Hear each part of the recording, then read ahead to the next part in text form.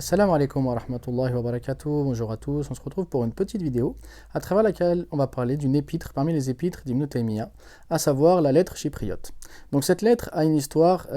bien particulière, à savoir que donc les croisés qui avaient donc Jérusalem en leur possession ont fini donc par être chassés. Et une partie d'entre eux s'est réfugiée donc sur l'île de Chypre et a commencé donc à faire des razzias dans le monde musulman afin donc de faire des otages et de réclamer des rançons. Alors Ibn Taymiyyah a décidé d'écrire une lettre à ce roi, donc chrétien, afin donc tout d'abord de lui présenter l'islam, de l'appeler à comprendre qu'est-ce que cette religion, et ensuite de lui parler donc du statut des prisonniers qui étaient entre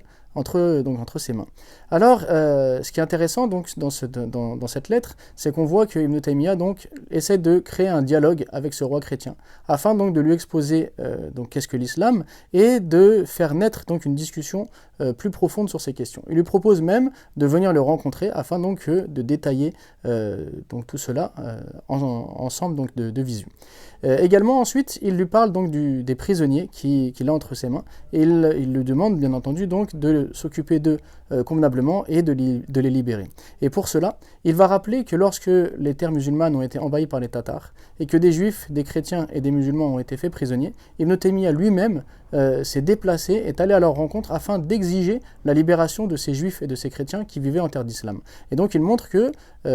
en tant donc, que savant, il s'est engagé pour ces juifs et pour ces chrétiens afin justement de pouvoir les libérer. Et donc en échange, il conviendra à ce que donc ce roi chrétien fasse de même en traitant convenablement donc ses prisonniers, mais également donc en les libérant. Alors c'est